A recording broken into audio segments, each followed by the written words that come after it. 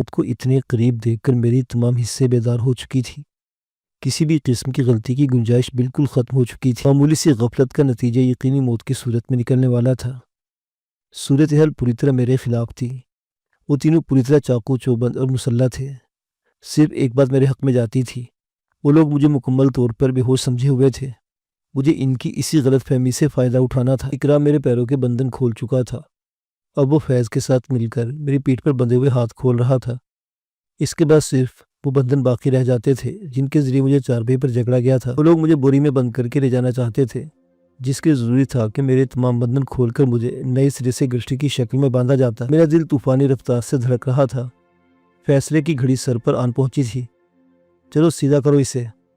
مجھے اکرام کے لہجے میں جلد بازی کی ہلکی سی جھلک بھی محسوس نہ ہوئی۔ میرے تمام بندھن کھولے جا چکے تھے، تاہم میں بدستور دم سادے پڑا تھا۔ حرکت میں آنے کا لمحہ ابھی نہیں آیا تھا۔ میں ان کے تیسرے ساتھی کی واپسی کا منتظر تھا، جو کسی بھی لمحے واپس آ سکتا تھا۔ ان تینوں سے بیک وقت نمٹنا میرے لیے زیادہ سودمند ثابت ہوتا ہے۔ ایک تو یہ بخشو معمولی سے کام میں گھنٹوں لگا دیتا ہے۔ اتنی دیر ہو گئی اس کو ابھی تک گودام سے بوری نہیں ملی ہے۔ پتہ نہیں اس کا اندھا پن کب ختم ہوگا۔ فیض نے جھلائے ہوئے لہجے میں کہا، آ جائے گا یار، پہلے اس کی مشکیں تو کسو، ایسا نہ ہو اسے ہوش آ جائے، خام خواہ کام بڑھ جائے گا۔ اکرام کے الفاظ نے میرے جسم میں بجلی سے ضلع دی۔ میں حرکت میں آنے ہی والا تھا کہ اچانک ایک مانوس آواز نے مجھے اپنا ارادہ عارضی طور پر ملتوی کرنے پر مجبور کر دیا۔ خبردار، اپنی جگہ سے حرکت کرنے کی کوشش مت کرنا۔ یہ تعجب آمیز آواز نائمہ کی تھی، ورنہ میں تم دونوں کی کھوپڑی میں سوراخ کر دوں گی۔ میں نے بند آنکھوں میں ہلکی سی درد پیدا کر کے دیکھا۔ نائمہ کے ہاتھوں میں اکرام کا معوذر تھا۔ وہ دونوں حیرت سے منہ پھاڑے اس کی شکل دیکھ رہے تھے۔ نائمہ نے بھاری بھرکم معوذر دونوں ہاتھوں میں مضبوطی سے پکڑا ہوا تھا۔ گولی چلنے کے انگلی کے ہلکے سے دباؤ کی ضرورت تھی۔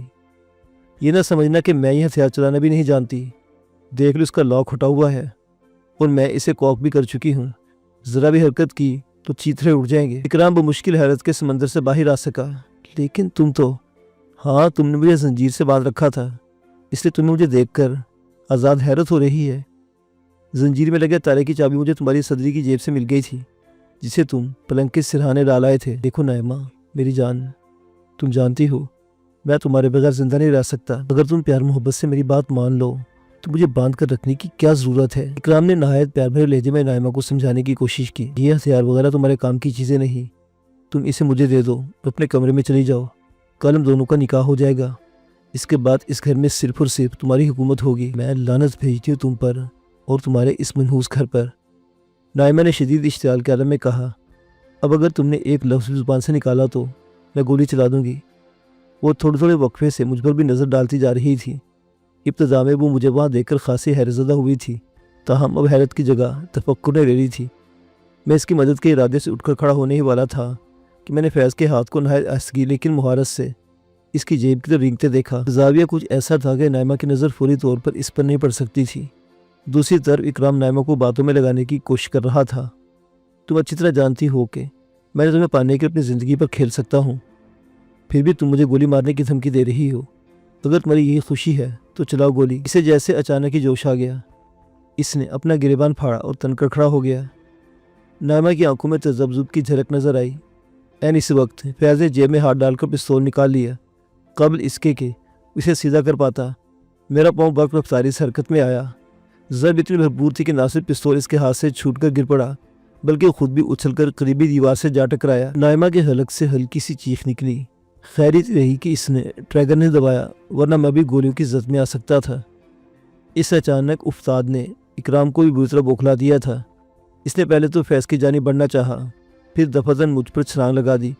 اس دوران میں پلٹ کر چارپائی سے اتر چکا تھا۔ اکرام کے بھاری بھرکم وجود کے بوجھ سے چارپائی بری طرح چرچرائی۔ عین اس وقت میں نے پوری قوت سے چارپائی الٹ دی۔ اکرام دھڑام سے پختہ فرش پر گر پڑا۔ میں نے چارپائی کو اس پر دھکیلا اور فیض کے جھپٹا جو اس دوران اٹھ کر کھڑا ہو چکا تھا۔ میں نے ایک زوردار سائیڈ کک اسے دے ماری، لیکن حیرت انگیز طور پر اس نے مہارت سے میری کک اپنی کلائی کے ذریعے بلاک کی۔ اگلے ہی لمحے اس کے دائیں ہاتھ کی کھڑی ہتھیلی میری ران سے ٹکرائی۔ درد کی شدید لہر نے میرے پورے وجود کو جھنجھنا دیا۔ فیض نے میرے چہرے پر گھونسا مارنا چاہا، لیکن میں نے پیچھے ہٹ کر اس کا وار ناکام بنا دیا۔ اس کی کراٹے میں اس حد تک مہارت میرے لیے خاصی غیر متوقع تھی۔ اگر میں لاپرواہی سے کام لیتا تو سخت نقصان سے دوچار ہو سکتا تھا۔ اس سے بھی کہیں زیادہ مجھے فکر اکرام کی تھی، جو چارپائی کو الٹ کر اٹھ رہا تھا۔ وہ نائمہ پر حملہ کر کے بے بس کر سکتا تھا، جو صورتحال کے پیش نظر فیصلہ نہیں کر پا رہی تھی کہ کیا کرے۔ میں کہتی ہوں بند کرو یہ لڑائی جھگڑا ورنہ میں تم تینوں کو چھلنی کر دوں گی۔ نائمہ کے خونخوار لہجے میں پوشیدہ دھمکی کا اثر صرف اس قدر ہوا کہ اکرام اور فیض میرے بجائے نائمہ کی طرف متوجہ ہو گئے۔ عین اسی وقت میں فضا میں اچھلا اور زبردست فلائنگ کک فیض کے سینے پر دے ماری۔ وہ اچھل کر پوری طرح دیوار سے ٹکرایا اور منہ کے بل پختہ فرش پر گر کر ساکت ہو گیا۔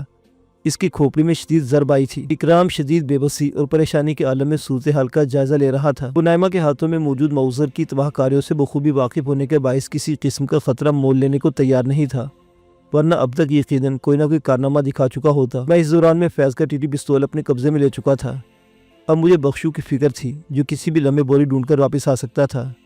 نائمہ ان کا تیسرا ساتھی بھی ہے جو اس کی فکر نہ کرے، وہ گودام میں آرام کر رہا ہے۔ میں نے پہلے اسی کی کھوپڑی بجائی تھی۔ نائمہ نے مطمئن لہجے میں کہا، تم دونوں ایک دوسرے کو جانتے ہو؟ اکرام نے شدید حیرانی کے عالم میں پوچھا۔ میں نے اس بات میں سر ہلا کر جواب دیا، یہ خادم تمام راستے تمہاری گاڑی کے ساتھ ساتھ رہا ہے۔ یہ الگ بات ہے کہ تمہیں علم نہیں ہو سکا۔ وہ تم تھے۔ میں نے کسٹم ہاؤس پر فیض کو کہا تھا کہ کوئی ہمارا پیچھا کر رہا ہے، لیکن اس نے اسے میرا وہم قرار دیا۔ اکرام شاید ایک بار پھر بات آگے بڑھانے کا کوئی موقع تلاش کرنا چاہتا تھا، لیکن کنپٹی پر پڑنے والی پستول کے دستے کی ضرب نے اس کا یہ خواب خاک میں ملا دیا۔ وہ چکرا کر فرش پر گر پڑا اور ہوش و حواس سے بے نیاز ہو گیا۔ اب ان کا کیا کریں؟ نائمہ نے مجھ سے لہجے میں پوچھا۔ میں نے بے نیازی سے شانے اچکائے۔ کرنا کیا ہے؟ ان کو ان کے حال پر چھوڑ دے اور یہاں سے نکلنے کی فکر کریں۔ یہ بہت خطرناک لوگ ہیں، ایسا نہ ہو کہ ان کے مزید ساتھی پہنچ جائے اور ہم ایک پھر بھی مصیبت میں پڑ جائیں۔ نہیں، ان کا مزید کوئی ساتھی فی الحال کراچی میں موجود نہیں، اس بارے میں پریشان ہونے کی ضرورت نہیں۔ البتہ اس اکرام خبیث کا کوئی نہ کوئی بندوبست ضرور ہونا چاہیے۔ اسے ایسے ہی چھوڑ دیا تو یہ زندگی بھر میرا پیچھا نہیں چھوڑے گا۔ میرا تو دل چاہتا ہے اسے گولی مار دوں۔ نہیں، اس کی ضرورت نہیں۔ اس کی گردن ناپنے کے لیے قانون کا پھندا زیادہ موزوں رہے گا۔ آپ کو شاید پتہ نہیں، یہ مکان غیر قانونی اسلحے کی تجارت کا بہت بڑا اڈہ ہے اور اس مکان میں اب بھی اسلحے کی بہت بڑی کھیپ موجود ہے۔ ہمیں صرف پولیس کو اطلاع دینا ہوگی، باقی کام وہ خود کر لیں گے۔ تجویز تو آپ کی بہت عمدہ ہے، لیکن سوال یہ ہے کہ ہم یہ اطلاع پولیس تک کیسے پہنچ جائیں گے؟ اس گھر میں تو کہیں ٹیلی فون نظر نہیں آتا۔ یہ انتظام بھی اکرام صاحب خود ہی کر چکے ہیں۔ میں نے اکرام کی جیب کا موبائل نکالتے ہوئے کہا۔ بہت خوب، بہت ہی خوب، نائمہ نے بچوں کی طرح خوش ہوتے ہوئے کہا۔ تو بس پھر یہاں سے دوڑ لگانے کی کریں، راستے میں کہیں نہ کہیں مناسب جگہ دیکھ کر پولیس کو اطلاع دے دیں گے۔ ایسے نہیں، پہلے ان تینوں کو اچھی طرح بندوانے میں میری مدد کرو۔ ایسا نہ ہو کہ ہمارے یہاں سے نکلتے ہی ہوش میں آ جائیں اور ہمارے سارے کیے کرائے پر پانی پھر جائے۔ ویسے بھی پولیس پلک جھپکتے تو یہاں نہیں پہنچ جائے گی۔ یہ کوئی امریکہ یورپ کی پولیس تو نہیں ہے نا؟ چند منٹوں کے اندر اندر ہم نے ان تینوں کو نہایت بے رحمی سے جکڑ ڈالا۔ اب ہوش میں آنے کے بعد بھی انچ بھر ادھر ادھر ہل نہیں سکتے تھے۔ نائمہ بخشو کے قبضے سے اپنا پستول برآمد کر چکی تھی۔ ہم نے بخشو اور فیض کے پستول اور اکرام کا موزر ایک کپڑے میں لپیٹ کر گودام میں اچھال دیے۔ اسلحے کی کھیپ یقیناً تیسرے کمرے میں رہی ہوگی۔ اس کے دروازے میں بڑا سا قفل لگا ہوا تھا۔ ہم نے اس پر وقت ضائع کرنا مناسب نہ سمجھا اور مکان سے باہر نکل آئے۔ نائمہ سیاہ رنگ کی گرم چادر میں خود کو لپیٹ چکی تھی۔ میرے جسم پر بھی اکرام کا لباس اور چمڑے کی جیکٹ آ چکی تھی۔ اللہ صبح چلنے والی سرد ہوائیں زیادہ تکلیف دہ محسوس نہیں ہو رہی تھی۔ خوش قسمتی سے موٹر سائیکل بھی چند کیک لگانے کے بعد سٹارٹ ہو گئی۔ چند لمحوں بعد ہم منگو پیر روڈ پر رواں دواں تھے۔ البتہ اس مرتبہ ہم اورنگی ٹاؤن نہیں بلکہ منگو پیر کے مزار کی طرف جا رہے تھے۔ مزار کے قریب پہنچتے پہنچتے صبح کا اجالا خاصی حد تک پھیل چکا تھا۔ ایک مناسب جگہ دیکھ کر میں نے موٹر سائیکل روک دی اور نائمہ کو موبائل فون پر پولیس کے انسداد دہشت گردی سیل کا نمبر ملا کر بات کرنے کو کہا۔ خلاف پہ تو کو نمبر فوراً ہی مل گیا اور صنف نازک کی آواز نے فوراً وصول کرنے والے کو فوراً ہی معاملے میں دلچسپی لینے پر مجبور کر دیا۔ نائمہ نے خود کو خطرناک دہشت گرد اکرام کی بیوی ظاہر کر بتایا کہ وہ اپنے شوہر کے سرگرمیوں کے خلاف پولیس کی مدد حاصل کرنا چاہتی ہے۔ دوسری طرف سے اس اطلاع کی تصدیق کی غرض سے فون نمبر کا پوچھا گیا، جو نائمہ نے موبائل فون پر دیکھ کر بتایا۔ دیکھیں، میں مذاق یا دل لگی نہیں کر رہی، یہ بہت سنجیدہ معاملہ ہے۔ میں جس جگہ کی نشاندہی کر رہی ہوں وہاں اس وقت خطرناک اسلحے کی بہت بڑی کھیپ اور مجرموں کا پورا گروہ موجود ہے۔ اگر آپ نے دیر کر دی تو نہ صرف وہ لوگ فرار ہونے میں کامیاب ہو جائیں گے بلکہ اسلحے کی وہ کھیپ بھی دہشت گردوں کے پاس پہنچ جائے گی۔ براہ کرم ابھی اور اسی وقت کارروائی کریں۔ نائمہ کے بیان میں سنجیدگی محسوس کرتے ہی فون پر کھلبلی سی مچ گئی۔ یکے بعد دیگرے 3 مختلف افراد نے نائمہ سے بات کی۔ پھر مکان کا محلے وقوع وغیرہ نوٹ کیا گیا۔ پھر نائمہ سے کہا گیا کہ وہ فون بند کر دے تاکہ نمبر کی تصدیق کی جا سکے۔ نائمہ کے فون بند کرتے ہی گھنٹی بجی۔ فون کرنے والا پولیس کا ایک اعلیٰ افسر تھا۔ اس نے نائمہ سے بات کی اور درخواست کی کہ پولیس سے مزید تعاون کیا جائے تاکہ مجرموں کا مکمل کلا کیا جا سکے۔ نائمہ نے اپنے طرف سے مکمل تعاون کا یقین دلایا اور فون بند کر دیا۔ کچھ ہی دیر بعد ہم ایک بار پھر موٹر سائیکل پر اڑے جا رہے تھے۔ موبائل فون کو ہم گھنی جھاڑیوں کے ایک جھنڈ میں پھینک آئے تھے۔ صبح کی گہما گہمی شروع ہو چکی تھی، خصوصاً جاویدہ سیمنٹ فیکٹری کے قریب تو کئی بسیں اور چھوٹی بڑی گاڑیاں سڑک پر نظر آ رہی تھیں۔ کچھ ہی دیر بعد ہم پہاڑیوں کے پار نارتھ کراچی میں داخل ہو گئے۔ اب میں کسی ایسے مناسب جگہ کی تلاش میں تھا جہاں موٹر سائیکل کو چھوڑ سکوں۔ میں نہیں چاہتا تھا کہ اس شریف آدمی کی موٹر سائیکل کسی چور اچکے کے ہتھے چڑھ جائے۔ میں نے نائمہ کو اپنی پریشانی سے آگاہ کیا۔ ارے بس اتنی سی بات، آپ چلتے رہیے، میں آپ کو بتاؤں گی یہ موٹر سائیکل آپ کہاں چھوڑیں۔ میں نائمہ کی ہدایت کے مطابق موٹر سائیکل چلاتا ہوا ناگن چرنگی تک پہنچ گیا۔ بالآخر نائمہ نے موٹر سائیکل ایک طرف موڑنے کی ہدایت کی۔ یہ مختلف اخبارات کے لیے اشتہارات بک کرنے والی بڑی سی ایجنسی کا دفتر تھا۔ اتنی صبح سویرے تو وہاں کسی کی موجودگی کا سوال ہی نہیں تھا۔ میں نے موٹر سائیکل بند شٹر کے قریب لے جا کر روک دی۔ موٹر سائیکل کی چابی سیل باکس میں ڈال دی۔ ایجنسی کا فون نمبر نوٹ کریں اور یہاں سے چلیں، ہمارا مسئلہ حل ہو چکا۔ مجھے خود بھی یہ نظام خاصا تسلی بخش محسوس ہوا۔ چنانچہ میں نے نائمہ کی ہدایت پہ بے چوچرا عمل کیا۔ اب کہاں چلیں؟ ٹیکسی اسٹینڈ کی طرف قدم بڑھاتے ہوئے میں نے پوچھا۔ بہتر یہ ہے کہ آپ اپنی پناہ گاہ میں جائیں، میں اپنے فلیٹ پر جاتی ہوں۔ صورتحال سے پوری طرح واقف ہوئے بغیر میرا لیے مارکیٹ سے جانا مناسب نہ ہوگا۔ ریشم واپس آ گئی تو میں فون پر اسے اپنی خیریت کی اطلاع دے کر معاملہ رفع دفع کرنے کا کہہ دوں گی۔ بہرحال میں شاید خاصے عرصے تک وہاں نہ جا سکوں۔ فی الحال تو یہ دیکھنا ہے کہ اس منحوس اکرام کے معاملے کا کیا بنتا ہے۔ ہو سکے تو آپ بھی اخبارات دیکھتے رہیے گا، میں ایک آدھ دن کے وقفے سے آپ کے پاس چکر لگاتی رہوں گی۔ میں نائمہ کو اس کے فلیٹ تک چھوڑ کر آنا چاہتا تھا، لیکن اس نے میری بات نہ مانی۔ اس کی ٹیکسی آگے بڑھتے ہی میں نے ایک ٹیکسی پکڑ لی۔ ولی مارکیٹ کا کہہ کر پچھلی نشست پر ڈھیر ہو گیا۔ میری آنکھ اس وقت کھلی جب ٹیکسی کمار سینما کے قریب پہنچ کر رک چکی تھی۔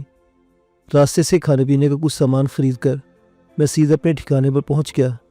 پھر جو میں سویا تو اگلے روز صبح ہی آنکھ کھل سکی۔ اس روز کے تمام اخبارات میں نے چھان مارے، لیکن ان میں کسی میں بھی اکرام اور اس کے ساتھیوں کی گرفتاری یا اسلحے کی برآمدگی کے حوالے سے کوئی خبر شائع نہیں ہوئی تھی۔ میں سخت حیران تھا کہ یہ کیا ماجرا ہے۔ میرے حساب سے تو اس خبر کو شاید سرخیوں میں شائع ہونا چاہیے تھا، لیکن وہاں تو کوئی ایک سطری خبر بھی شائع نہیں ہوئی تھی۔ شاید پولیس کا چھاپا ناکام رہا ہو اور اکرام اور اس کے ساتھی پہلے ہی فرار ہونے میں کامیاب ہو چکے ہوں، لیکن اسلحے کی اتنی بڑی کھیپ اسے تو اتنی جلدی اتنی آسانی سے غائب نہیں کیا جا سکتا تھا۔ کہیں ایسا تو نہیں کہ پولیس والوں نے نامہ کی فراہم کردہ اطلاع کو مذاق سمجھ کر کوئی کارروائی کرنے کی ضرورت نہ محسوس کی ہو۔ ایسا لگتا تو نہیں، لیکن کون جانے، ہمارے ملک کی پولیس کا کوئی اعتبار بھی تو نہیں۔ دوپہر کے وقت نائمہ آ گئی۔ وہ خاصی سنجیدہ اور پریشان نظر آ رہی تھی۔ اس کی حالت دیکھ کر میں خود بھی پریشان ہو گیا۔ خیریت تو ہے؟ کوئی مسئلہ ہو گیا ہے کیا؟ نائمہ نے تھکی تھکی نظروں سے مجھے دیکھا۔ خیریت نہیں ہے دانش، مجھے افسوس ہے کہ میں آپ کے لیے کوئی اچھی خبر نہیں لائی۔ کچھ بتائے تو صحیح، کیا ہوا؟ کیا اکرام اور اس کے ساتھی بچ نکلنے میں کامیاب ہو گئے ہیں؟ میں نے سخت اضطراب کے عالم میں پوچھا۔ نائمہ نے نفی میں سر ہلا دیا۔ مسئلہ یہ نہیں، میرا خیال ہے اکرام اور اس کے ساتھی معاصلے کی گرفتار ہو چکے ہیں، اور پولیس مزید گرفتاریوں اور برآمدی کی امید میں ان کی گرفتاری کو راز رکھ رہی ہے۔ میں جو بری خبر سنانے والی ہوں اس کا تعلق اکرام سے نہیں بلکہ آپ کے دوست کاشف سے ہے۔ کاشف؟ کیا ہوا اسے؟ میں نے اپنے ڈوبتے دل پر ہاتھ رکھ کر پوچھا۔ وہ اسی دن سے لاپتہ ہے جس دن آپ اپنا گھر چھوڑ کر میرے ساتھ یہاں آ گئے تھے۔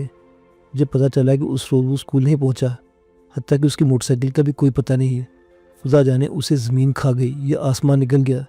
اس واقعے نے پورے علاقے میں سراسیمگی کی لہر دوڑا دی ہے۔ یہ تو واقعی بہت ہی بری خبر سنائی آپ نے، میں نے شدید اضطراب کے عالم میں کہا۔ آخر وہی ہوا نا جس کا مجھے خطرہ تھا۔ کاشف کے اغوا میں یقیناً انہیں پرسرار لوگوں کا ہاتھ ہے جو ڈائری حاصل کرنے کے میرے پیچھے پڑے ہوئے ہیں۔ یہ بھی تو ممکن ہے کاشف کا اغوا منشیات فروش گروہ کا کارنامہ ہو۔ اس طرح وہ کاشف کے شاگردوں کو ان کی کارروائیوں سے باز رکھنا چاہتے ہوں گے۔ میرا خیال ہے جو میں نے کہا وہ زیادہ قرین قیاس ہے۔ بہرحال یہ کارنامہ جس کا بھی ہو، اس امر میں کوئی شبہ نہیں کہ کاشف کی زندگی شدید خطرے میں ہے۔ ہمیں جلد از جلد اس کی باریابی کے لیے کوشش کرنا ہوگی۔ میں برداشت نہیں کر سکتا تھا کہ کاشف کو کسی قسم کی تکلیف پہنچے۔ اسے خدا نہ خواستہ کچھ ہو گیا تو میں اس کی بوڑھی ماں کو کیا منہ دکھاؤں گا؟ وہ میری وجہ سے اس ناگہانی مصیبت میں گرفتار ہوا ہے اور میں ہی اسے نجات دلاؤں گا، چاہے اس کے لیے مجھے کوئی بھی قیمت ادا کرنی پڑے۔ جذباتی ہونے کی ضرورت نہیں ہے دانش، ہمیں جوش سے نہیں ہوش سے کام لینا ہوگا۔ وہ بہت خطرناک لوگ ہیں، ان سے اندھادھند ٹکرانے کا مطلب جانتے بوجھتے کنویں میں چھلانگ لگانا ہوگا۔ فی الحال آپ یہیں روپوش رہیں، ممکن آپ کی طرف سے مایوس ہو کر وہ لوگ خود ہی کاشف کو رہا کر دیں۔ اتنا تو وہ سمجھ ہی چکے ہوں گے کہ کاشف آپ کے فرار سے قطعاً ناواقف ہے۔ کاشف کے اغوا پر آپ کا کوئی رد عمل سامنے نہ آیا تو وہ ممکنہ طور پر اس نتیجے پر پہنچ سکتے ہیں کہ آپ فرار ہونے کے بعد کسی ایسے دور دراز مقام پر روپوش ہو چکے ہیں جہاں باقی دنیا کی کوئی خبر نہیں پہنچ پاتی۔ اگر اس دوران میں کاشف کو کوئی نقصان پہنچ گیا تو میں زندگی بھر اپنے آپ کو معاف نہیں کر سکوں گا۔ میں حقیقتاً شدید اضطراب میں مبتلا تھا۔ نائمہ کی کوئی تسلی، کوئی دلیل مجھے پرسکون نہیں کر پا رہی تھی۔ آپ اطمینان رکھیں، کاشف کو یرغمال کی حیثیت سے اپنے پاس رکھے ہوئے ہیں، اسے کوئی نقصان نہیں پہنچائیں گے۔ وہ کاشف کے ذریعے آپ کو بلیک میل کرنا چاہتے ہیں۔ اگر آپ روپوشی ترک کر کے سامنے آ گئے تو ان کا یہ مقصد پورا ہو جائے گا۔ یہ بھی اچھی طرح سمجھ لیں کہ اگر اس بار آپ ان کے ہتھے چڑھ گئے تو ان کا رویہ دوستانہ ہرگز نہیں ہوگا۔ تھوڑا سا مزید صبر کر لیں، اس کے بعد ہم مل جل کر اس مسئلے کا کوئی مناسب حل نکالنے کی کوشش کریں گے۔ ویسے بھی فی الحال آپ کی جسمانی حالت اس قابل نہیں کہ کسی قسم کی مشقت کا کام لے سکیں۔ میری جسمانی حالت کی آپ فکر نہ کریں، میں بالکل ٹھیک ہوں۔ آپ کا یہی اصرار ہے نا کہ میں جلد بازی سے کام نہ لوں۔ چلے میں چند دن مزید انتظار کر لیتا ہوں۔ آپ کاشف کے حوالے سے اس کے شاگردوں اور خصوصاً عمر کا رد عمل جاننے کی کوشش کریں۔ ممکن ہو تو اکرام والے معاملے کا بھی پتہ چلانے کی کوشش کریں۔ ان بدبختوں کا بچ نکلنا آپ کے لیے خطرناک ثابت ہو سکتا ہے۔ ٹھیک ہے، میں ابھی اس وقت متحرک ہو جاتی ہوں۔ ویسے میرے حوالے سے زیادہ فکر مند ہونے کی ضرورت نہیں، میں اپنی حفاظت بخوبی کر سکتی ہوں۔ اس روز تو اچانک اکرام نے کارروائی کر ڈالی تھی، اگر مجھے ذرا سی بھی مہلت مل جاتی تو وہ وہاں سے زندہ نہ نکل پاتا ہے۔ خیر ابھی تو میں جاتی ہوں، اپنا خیال رکھیے گا۔ نائمہ کے رخصت ہونے کے کچھ ہی دیر بعد میں حرکت میں آ گیا۔ میں محض اپنی جان بچانے کے لیے کاشف کو ان خطرناک لوگوں کے رحم و کرم پر نہیں چھوڑ سکتا تھا۔ اب اس الگ تھلگ گوشے میں ڈرپوک چوہے کی مانے چھپا رہنا میرے لیے ممکن نہیں رہا۔ میں نے کمرے کو مقفل کیا، اس زینے سے اتر کر بازار میں آ گیا۔ کچھ ہی دیر میں ٹیکسی مل گئی۔ میں نے گلستان جوہر کا پتہ بتایا اور آرام دہ نشست پر نیند دراز ہو گیا۔ میرے ذہن سے ایک بوجھ سا ہٹ گیا تھا۔ بلڈنگ میں داخل ہوتے ہی میں سب سے پہلے شہباز حسین صاحب کا سامنا ہوا۔ وہ ریٹائرڈ سرکاری افسر تھے اور میرے فلیٹ سے تیسرے فلیٹ میں رہتے تھے۔ فلیٹ دانش میاں، آج کل کہاں رہتے آپ؟ بہت دنوں سے دیکھا نہیں آپ کو۔ میں گھر گیا ہوا تھا، آج واپس لوٹا ہوں۔ آپ کیسے ہیں؟ طبیعت تو ٹھیک ہے نا آپ کی؟ اس دوران میں اپنے فلیٹ کے دروازے پر پہنچ چکا تھا۔ میں نے لاک کھولا اور شہباز صاحب سے اجازت لے کر اندر داخل ہو گیا۔ فلیٹ بظاہر اسی حالت میں نظر آ رہا تھا جس میں اسے چھوڑ کر گیا تھا۔ میری نظریں موبائل فون تلاش کر رہی تھی۔ مجھے اچھی طرح یاد تھا کہ میں نے اسے کہاں چھوڑا تھا۔ خاصی تلاش کے باوجود مجھے نہ نظر آیا۔ وہ لوگ اپنا تحفہ واپس لے جا چکے تھے۔ فلیٹ میں کچھ دیر رکنے کے بعد میں ایک بار پھر باہر نکل گیا۔ مجھے فوری طور پر کسی چیز کی ضرورت نہیں تھی، اس کے باوجود میں نے بلڈنگ کے آس پاس موجود تقریباً سبھی دکانوں سے کچھ نہ کچھ خریداری کر ڈالی، حتیٰ کہ 2-3 اسٹیٹ ایجنسیوں کا چکر بھی لگا لیا۔ میں چاہتا تھا کہ میری شکاری میری موجودگی سے پوری طرح آگاہ ہو جائیں اور جلد از جلد اگلی کارروائی شروع کرے۔ کاشف کی جلد از جلد بازیابی کے لیے میں خود کو چارہ بنا کر پیش کر رہا تھا۔ اگر کاشف صحیح سلامت واپس گھر پہنچ جاتا تو میں مجرموں کے پنجے میں گرفتار ہونے کو فائدے کا سودا سمجھتا۔ شام ڈھلے میں کاشف کے گھر کی طرف چل پڑا۔ خلاف توقع کاشف کی اماں زبردست حوصلے کی مالک خاتون ثابت ہوئی۔ وہ فکر مند تو تھیں، تاہم عام عورتوں کے تلواروں نے پیٹنے کے بجائے وہ اللہ تعالیٰ سے دعا پر انحصار کیے ہوئے تھی۔ مجھے یقین ہے میرا پروردگار میرے بیٹے کی حفاظت کرے گا اور وہ بہت جلد صحیح سلامت لوٹ آئے گا۔ تم بھی اس کی واپسی کے لیے دعا کرو دانش بیٹے۔ سچے دل سے کی جانے والی دعاؤں میں بڑا اثر ہوتا ہے۔ وہ تو صحیح اماں، لیکن پتہ تو چلے یہ سب کیسے ہوا۔ میں یہ ظاہر کر رہا تھا جیسے مجھے ابھی یہ خبر ملی ہے۔ کاشف کی اماں نے مجھے جو بتایا وہ میں نائمہ کی زبانی پہلے ہی سن چکا تھا۔ اماں کو اچھی طرح تسلی دینے کے بعد میں گھر سے نکل آیا۔ میں عمر سے ملنا چاہتا تھا۔ کاشف کے بارے میں اس سے بہتر اور کوئی نہیں بتا سکتا تھا۔ تھوڑی سی تگ و دو کے بعد میں نے اسے ڈھونڈ نکالا۔ وہ حسب معمول نہایت خلوص اور محبت سے ملا۔ عمر کہیں ان منشیات فروشوں کی حرکت تو نہیں ہے؟ کاشف بتا رہا تھا کہ وہ لوگ اب تم لوگوں کے خلاف عملی کارروائی کرنے پر تلے ہوئے ہیں۔ ممکن ہے انہوں نے تمہیں خوفزدہ کرنے کے لیے کاشف کو اغوا کیا ہو۔ خدا جانے کیا چکر ہے دانش بھائی، میرا تو سوچ کر دماغ خراب ہو گیا ہے۔ یہ تو صاف ظاہر ہے کہ کاشف بھائی کو باقاعدہ منصوبہ بنا کر اغوا کیا گیا ہے اور یہ چھوٹے موٹے مجرموں کا کام نہیں۔ وہ 2-4 آدمیوں کے قابو میں تو آ نہیں سکتے۔ انہیں یقیناً دھوکہ دے کر گھیرا گیا ہوگا۔ یقیناً کچھ ایسا ہوا ہوگا۔ تم لوگوں نے تھانے میں رپورٹ وغیرہ تو درج نہیں کرائی؟ میرا مطلب ہے پولیس ہمارے کس کام آ سکتی ہے بھائی؟ ہم رپورٹ درج کرانے جائیں تو ہمیں ہی مشکوک قرار دے کر بند کر دیتے۔ ویسے تھانے سے ایک حوالدار آیا تھا خالہ کے پاس، لیکن خالہ نے FIR درج کروانے سے انکار کر دیا۔ تم نے سنگن لگانے کی کوشش تو کی ہوگی؟ کہ یہ منشیات فروشوں کو کارنامہ بھی ہو سکتا ہے۔ میں نے عمر کا خیال جاننا چاہا، کوشش تو کی تھی، لیکن کچھ پتہ نہیں چل سکا۔ دراصل فائرنگ والے واقعے کے بعد سے ہم لوگ کچھ محتاط ہو گئے ہیں۔ مجھے لگا کہ عمر مجھ سے کچھ چھپانے کی کوشش کر رہا ہے۔ وہ میرے ہر سوال کا جواب سرسری انداز میں دے رہا تھا۔ کاشف کے اغوا جیسے سنگین واقعے کے حوالے سے اس کی یہ سرد موری مجھے عجیب لگی، حالانکہ میں اچھی طرح جانتا تھا کہ وہ کاشف کی خاطر اپنی جان بھی قربان کر سکتا تھا۔ یوں لگ رہا تھا جیسے وہ مجھے اس معاملے سے الگ رکھنے کی کوشش کر رہا ہے۔ میں نے اس کے آنکھوں میں آنکھیں ڈال کر کہا، سچ بتاؤ عمر، اصل بات کیا ہے؟ تم مجھ سے کیا چھپانے کی کوشش کر رہے ہو؟ ارے دانش بھائی، یہ آپ کیا کہہ رہے ہیں؟ میں بھلا آپ سے کیا چھپا سکتا ہوں؟ مجھے نہ سمجھ بچہ مت سمجھو عمر، تم مجھے بیوقوف نہیں بنا سکتے۔ سچ بتاؤ کہ واقعی تم کاشف کی اغوا کے بارے میں کچھ بھی نہیں جانتے۔ میں کیسے مان لوں کہ تم کاشف کے لاپتہ ہونے کے بعد سے اب تک چپ چاپ ہاتھ پر ہاتھ دھرے بیٹھے ہو؟ تم نے کچھ نہ کچھ تو دوڑ دھوپ کی ہوگی۔ مجھے صرف یہ بتا دو کہ اس دوڑ دھوپ کا کیا نتیجہ نکلا۔ دانش بھائی یقین کرے ایسی کوئی بات، بس میرے بھائی، خام کا جھوٹ بولنے کی کوئی ضرورت نہیں۔ نہیں بتانا تو نہ بتاؤ، میں کون ہوں تو تم سے سوال و جواب کرنے والا؟ تمہاری بڑی مہربانی کہ تم نے مجھے کم از کم پہچان تو لیا۔ اگر تم مجھے پہچاننے سے بھی انکار کر دیتے تو میں تمہارا کیا بگاڑ لیتا؟ میں حقیقتاً سخت جھنجھلاہٹ محسوس کر رہا تھا۔ وہ خامخواہ چالاک بننے کی کوشش کر رہا تھا۔ میری بات سن کر وہ شرمندہ سا نظر آنے لگا۔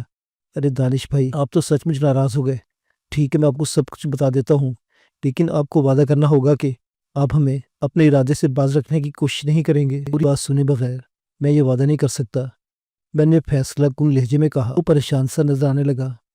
اسی لیے میں یہ بات آپ کو نہیں بتانا چاہتا تھا۔ مجھے پتا تھا کہ آپ ہمیں روکنے کی کوشش کریں گے۔ میں وعدہ کرتا ہوں کہ اگر تم لوگوں کی کارروائی کے نتیجے میں کاشف کی بازیابی کا معمولی سا بھی امکان نظر آیا تو میں تمہیں روکنے کی کوشش نہیں کروں گا، بلکہ ممکن ہوا تو اس معاملے میں تمہاری مدد بھی کروں گا۔ سب سے پہلے تو یہ بتاؤ کہ اس معاملے میں کون کون تمہارا شریک ہے؟ کیا انہی منشیات فروشوں کے اڈے پر چڑھائی کا ارادہ ہے؟ جی ہاں، آپ درست سمجھے۔ اس مہم میں صرف اشرف اور عمیر میرے ساتھ ہیں۔ یہ معاملہ ہم تینوں تک محدود رہنا تھا۔ کیا تمہیں پورا یقین ہے کہ کاشف کے اغوا میں انہی لوگوں کا ہاتھ ہے؟ ان کے علاوہ کاشف بھائی کی کسی سے بھی دشمنی نہیں تھی۔ یہ حرکت ہم لوگوں کی کارروائیاں بند کروانے کے لیے کی گئی ہے۔ کاشف بھائی کی ان لوگوں سے دشمنی کی وجہ بھی دراصل میں ہی ہوں۔ انہیں میری سرپرستی کی سزا دینے کے لیے اغوا کیا گیا ہے۔ اب یہ میرا فرض ہے کہ انہیں اس مصیبت سے نجات دلاؤں۔ عمر بات کرتے کرتے سخت جذباتی ہو گیا تھا۔ میں نے اسے پرسکون رہنے کی تلقین کی۔ کیا تمہیں اندازہ ہے کہ کاشف کو اغوا کر کے کہاں رکھا گیا ہوگا؟ ان منشیات فروشوں کو کاروبار کسی ایک مقام تک تو محدود نہیں ہوگا۔ کاشف بھائی کے غائب ہونے کے بعد سے ہم یہی معلومات اکٹھی کرتے رہے ہیں۔ ہم ان لوگوں کے تقریباً سبھی چھوٹے بڑے ٹھکانوں سے واقف ہو چکے ہیں۔ ان میں سے زیادہ تر عارضی اسٹیشن کی حیثیت رکھتے ہیں۔ ہیڈ کوارٹر ایک ہی ہے اور وہی ان کی تمام تر کارروائیوں کا مرکز بھی ہے۔ اس ٹھکانے کی حفاظت کا زبردست نظام موجود ہے، پولیس کا تعاون بھی انہیں حاصل ہے۔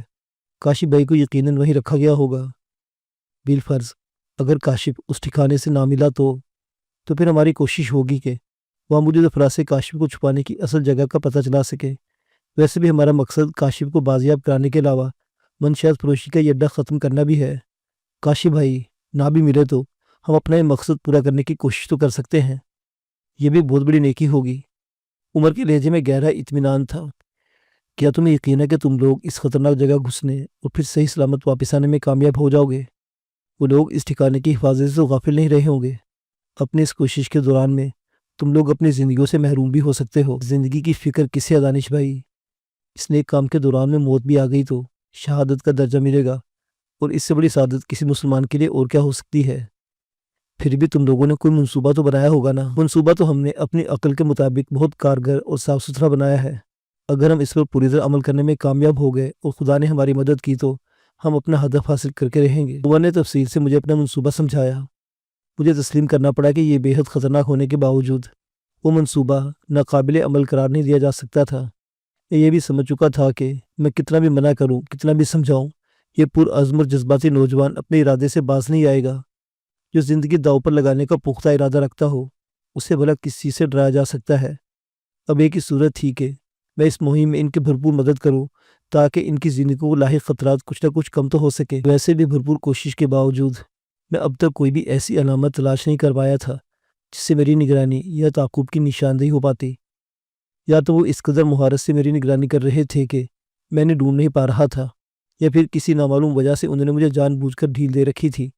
میں خود بھی اس بارے میں زیادہ دماغ نہیں کھپانا چاہتا تھا۔ روپوشی ترک کر کے میں نے خود کو ان کے رحم و کرم پر چھوڑ دیا تھا۔ اب ان کی مرضی تھی کہ مجھ سے جو چاہے سلوک کرتے۔ تب تک ان نوجوانوں کا ساتھ دینے سے بھلا بہتر کون سی مصروفیت ہو سکتی تھی؟ عمر بے چینی سے میرے بولنے کا انتظار کر رہا تھا۔ اگر تم لوگ یہ سب کرنے کی دل میں پوری طرح ٹھان چکے ہو تو میں تمہیں روکنے کی کوشش نہیں کروں گا، بلکہ اگر تم لوگ اس منصوبے میں میری مرضی کے مطابق چند چھوٹی موٹی تبدیلیاں کر لو تو میں خود بھی تمہاری اس مہم میں عملی طور پر شریک ہو سکتا ہوں، بشرط یہ کہ تم لوگ بھی ایسا چاہو۔ اس سے اچھی بات کیا ہو سکتی ہے دانش بھائی؟ آپ جیسا چاہیں گے ہم ویسا ہی کریں گے۔ اب ہماری اس مہم کے لیڈر آپ ہیں، عمر نے پرجوش لہجے میں کہا۔ اب آپ یہ بتائیں کہ آپ اس منصوبے میں کیا تبدیلیاں کرنا چاہتے ہیں؟ میں نے اسے منصوبے میں موجود چند ایسی خامیوں اور کمزوریوں کے بارے میں بتایا جن سے بآسانی جان چھڑائی جا سکتی تھی۔ اس طرح غیر ضروری خطرات بھی کم ہو جاتے اور منصوبے کی کامیابی کے امکانات بھی خاصی حد تک بڑھ جاتے۔ عمر نے خوشی خوشی میری ہر تجویز مان لی۔ اگر تم لوگ واقعی تیاریاں مکمل کر چکے ہو تو پھر یہ کام آج ہی رات کر ڈالنا بہتر ہوگا۔ تمہارے دونوں ساتھیوں سے کیسے رابطہ ہو سکتا ہے؟ کیا انہیں اس مہم کی تیاری کے لیے اضافی وقت تو درکار نہیں ہوگا؟ وہ دونوں اب بھی اسی کام کی تیاری کے سلسلے میں گئے ہوئے ہیں، وہ کسی بھی وقت واپس لوٹ سکتے ہیں اور صرف چند منٹوں کے نوٹس پر ہم مکمل تیاری کے ساتھ اپنی مہم پر روانہ ہو سکتے ہیں۔ عمر نے پورے اعتماد لہجے میں بتایا۔ ٹھیک ہے، پھر ان دونوں کا انتظار کر لیتے ہیں، حتمی فیصلہ ان کے واپس آنے پر کریں گے۔ عمر کا اندازہ درست ثابت ہوا۔ زیادہ دیر نہیں گزری تھی کہ اشرف اور عمیر واپس لوٹ آئے۔ وہ مجھ سے بخوبی واقف تھے، تاہم وہ مجھ سے بے تکلف نہیں تھے۔ مجھے عمر کے ساتھ دیکھ کر وہ مطلب کی بات کرنے کے بجائے ادھر ادھر کی بے مقصد باتیں کرنے لگے، تاہم عمر نے انہیں تازہ ترین صورتحال کے حوالے سے اعتماد میں لے لیا۔ اب بتاؤ تم دونوں کیا خبر لائے ہو؟ خبر تو بہت اچھی ہے یار گلریز، ابھی اپنی منظور نظر چھوکری کے ٹھکانے پر پہنچا ہے، وہاں سے اس کی واپسی آدھی رات کے بعد ہوگی، عمر نے بتایا، جبکہ ہمارے اندازے کے مطابق اڈے پر موجود کرندوں کی تعداد 5 سے بھی زیادہ نہیں۔ اس کا مطلب ہے حالات کی کارروائی کے لیے پوری طرح سازگار ہے۔ تم دونوں اپنے گھروں کا چکر لگا لو، میں بھی گھر والوں کو شکل دکھا کر آ جاتا ہوں۔ 1 گھنٹے کے اندر اندر ہم یہاں سے چل پڑیں گے تاکہ مقررہ وقت سے پہلے ہی اپنے مطلوبہ مقام پر پہنچ جائے۔ وہ تینوں اپنے اپنے گھروں کو چلے گئے۔ میں وقت گزاری کے لیے ویڈیو گیم کی دکان میں گھس گیا۔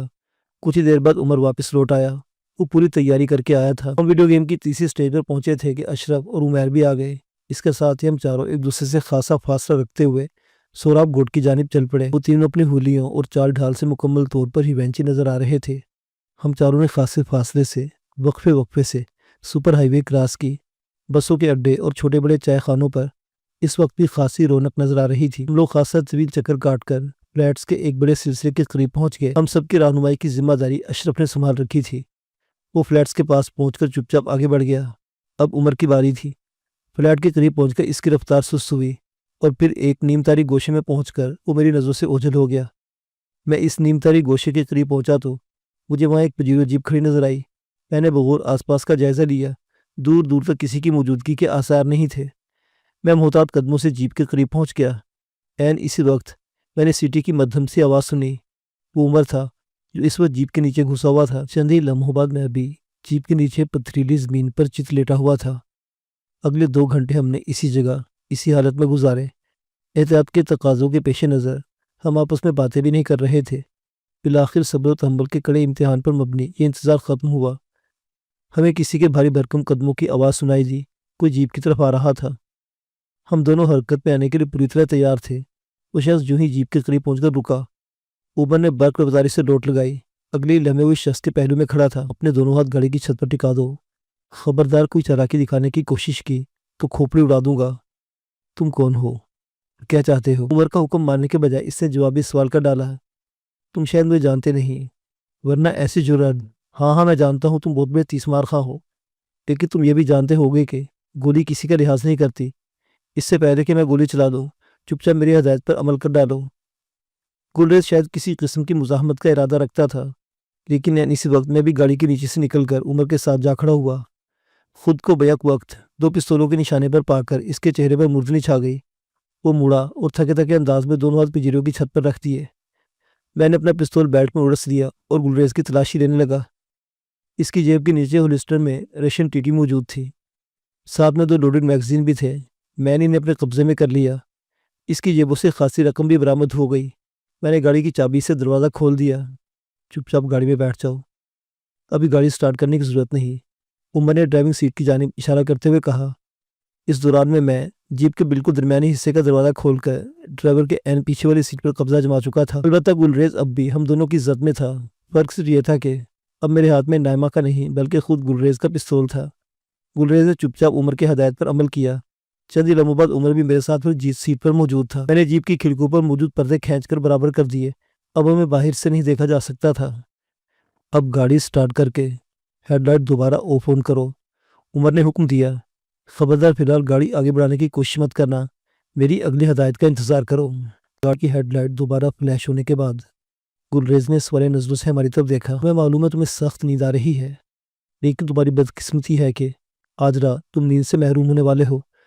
वैसे भी तुम हमेशा की नींद सोने के बजाय एक रात जागते रहना पसंद करोगे। ये बताओ तो सही कि सब चक्कर क्या है, तुम लोग क्या चाहते हो? अगर रकम चाहिए तो उससे सीधी बात करो, 1 लाख 2 लाख 3 लाख। मैं मालूम है तुम्हारे पास दौलत की कमी नहीं, तुम लाखों क्या करोड़ों भी बासानी दे सकते हो, लेकिन फ़िलहाल हम पर सिर्फ इतनी मेहरबानी करो कि गाड़ी आगे बढ़ाओ। रफ्तार 30 से बढ़ाने की कोशिश न करना, फिलहाल सीधे चलते रहो। उमर ने जीप की विंड स्क्रीन से बाहर नजरें दौड़ाते हुक्म दिया। जीप सुस्त रफ्तारी से आगे बढ़ी। मैं सीट फैलाकर जीप के अकबी हिस्से में आ गया और बगौर आसपास का जायजा लेने लगा। सर रात की तारीकी ने माहौल को पूरी तरह अपनी लपेट में ले रखा था। तमाम लोग अपने अपने घरों में दुबके हुए थे। खूब अंधेरे में जीप के इंजन की हल्की सी गूंज के अलावा कोई आवाज़ सुनाई नहीं दे रही थी। अलबत्ता सुपर हाईवे की जानिब गाड़ी के हॉर्न की आवाज़ें जरूर सन्नाटे की चादर में छेद डाल जाती थी। गाड़ी को दीवार के साथ लगाकर इंजन बंद कर दो, मैंने उमर की आवाज़ सुनी। इसके साथ ही मैं वापस अपनी सीट पर आ गया। खैरियत तो है, कोई मसला? उमर ने पूछा। सब ठीक ठाक है, मैंने मुतमईन लहजे में कहा। गुलरेज इस तरह के आलम में हम दोनों की शक्ल देख रहा था। इसने कुछ बोलना चाहा लेकिन उमर ने इसे सख्ती से मना कर दिया। इसने गाड़ी की अंदरूनी लाइट्स भी बंद करा दी थी। जिस जगह गाड़ी खड़ी थी वहाँ भी घुप अंधेरा था। अंदरूनी लाइट्स बंद होते ही जीप में गहरी तारीकी फैल गई। गुलरेज इस तारीकी से फ़ायदा उठाकर कोई कार्रवाई कर सकता था। चुनांचे उमर ने इसे दोनों हाथ उठाकर सीट के सर टिकाने वाले हिस्से पर रखने का हुक्म दिया। तुम लोग हद से बढ़ते जा रहे हो। अब तक सिर्फ इसे चुपचाप तुम्हारी बात मानता रहा हूँ कि मामला खून खराबे के बगैर निमट जाए, वरना तुम इन पिस्तौलों से क्या तोप से भी मुझे अपनी मर्जी के खिलाफ काम करने पर मजबूर नहीं कर सकते। जितनी जल्द हो सके ये ड्रामा ख़त्म कर दो, वरना मेरा दिमाग किसी भी घूम सकता है। गुलरेज के लहजे में गुस्से की तपिश नुमायाँ थी। अलबत्ता इसने अपने हाथ हदायत के मुताबिक हेड रेस्ट पर रख लिए थे। हम फिलहाल तुमसे कुछ सख्ती नहीं करना चाहते, और जहाँ तक दिमाग घूमने का ताल्लुक है तो हमें इस पर कोई एतराज़ नहीं, क्योंकि हम घूमते हुए दिमागों को सीधा करने की तमाम तरकीबें जानते हैं। लिहाजा बेहतर यही है कि तुम अपनी ज़ुबान बंद रखो। गुलरेज मजीद मुकालबेबाजी करना चाहता था, लेकिन उमर ने पिस्तौल की नाल इसके बगल में रगड़कर इसे खामोश हो जाने पर मजबूर कर दिया। तकरीबन 10 मिनट तक माहौल पर खामोशी और तारीकी का कब्जा रहा। बिलाखिर उमर ने इसे गाड़ी स्टार्ट करने का हुक्म दिया। हमें कहाँ जाना है? गुलरेज ने थके थके लहजे में पूछा। अगले चौराहे से दाएं मुड़ना है, फिक्र न करो, हम तुम्हें किसी अजनबी जगह नहीं ले जाएंगे। उमर के लहजे में तंज की झलक मौजूद थी। गुलरेज चौंक उठा। क्या मतलब? तुम मुझे कहाँ ले जा रहे हो? तुम्हारे अड्डे पर। दरअसल आज रात हम तुम्हारे मेहमान बनना चाहते हैं। तुम किस अड्डे की बात कर रहे हो? क्या चाहते हो तुम लोग? गुलरेज शायद पहली बार पूरी तरह होश में आ गया था। मुझे यकीन है तुम दोनों पुलिस से ताल्लुक़ नहीं रखते हो, फिर क्यों मेरे पीछे पड़ गए हो? और तुम लोग वहाँ कैसे पहुँच गए? क्या तुम लोग मेरा? हाँ, हम लोग तुम्हारा मुसलसल पीछा करते रहे हैं। हम ये भी जानते कि तुम अभी किसके पास गए थे। अब तक तुम्हें यह भी समझ आ जानी चाहिए थी कि हम लोग कौन हो सकते हैं, लेकिन शराब के नशे ने तुम्हें सोचने समझने की सलाहियत पर अच्छा असर नहीं डाला। खैर, तुम्हें बहुत जल्द होश आ जाएगा। फिलहाल तो तुम हमें अपने ठिकाने पर ले चलो। लगता है तुम्हें वाकई अपनी ज़िंदगी प्यारी नहीं। खैर, मुझे क्या? गुलरेज ने दांत पीसते हुए कहा। चलो अभी चलो। इसने गुस्से में आकर गाड़ी की रफ्तार तेज़ कर दी, लेकिन उमर ने एक बार फिर पिस्तौल इसकी पसलियों पर गाड़ दिया। इंसानों की तरह गाड़ी चलाओ, ऐसा ना हो कि झटका लगने से उंगली दब जाए और तुम ऊपर पहुंच जाओ। देरी तो। गुलरेज के मुंह से एक गलीज गाली निकली। ऐन इसे उमर का तमांचा इसकी गुद्दी पर पड़ा। गुलरेज ने पलट कर देखा। इसकी आंखों में खून उतरा हुआ था। अगले लम्हे वो एक बार फिर गाड़ी चलाने की तरफ मुतवज्जो हो गया। उमर की धमकी के बावजूद इसने रफ्तार कम करने के बजाय मजीद बढ़ा दी। जो लग रहा था जैसे वो मुकम्मल तौर पर ज़हनी तवाज़ुन खो बैठा है। उमर मुसलसल इसके सर और गुद्दी में ज़ोरदार तमाचे लगा रहा था, लेकिन इस पर कोई असर नहीं हो रहा था। इस असना में हम उस इलाके में पहुंच गए जहां उमर के कहने के मुताबिक गुलरेज का मंशियात फरोशी का अड्डा वाक़ था। उमर पर वहशत तारी हो चुकी थी, जबकि मैं खुद भी सख्त इज़्तिराब महसूस कर रहा था। उमर की ज़रा सी गलती से जीती जिताई बाजी हाथ से निकली जा रही थी। इस पोजीशन में हम گلریز کا کچھ بھی نہیں بگاڑ سکتے تھے کیونکہ گاڑی کا اسٹیئرنگ اس وقت اسی کے ہاتھ میں تھا۔ اسی وقت گاڑی ایک چوڑی سی گلی میں مڑ گئی۔ گلی کے دوسرے سرے پر ایک بہت بڑی سی عمارت نظر آ رہی تھی جس کا بھاری بھرکم آہنی گیٹ اس وقت بند تھا۔ جیپ طوفانی رفتار سے آگے بڑھ رہی تھی۔ گلریز شاید گاڑی کو اسی بے پناہ رفتار کے ساتھ گیٹ سے ٹکرا دینے کا پختہ ارادہ کر چکا تھا۔ معزز سامعین و ناظرین، داستان ابھی جاری ہے۔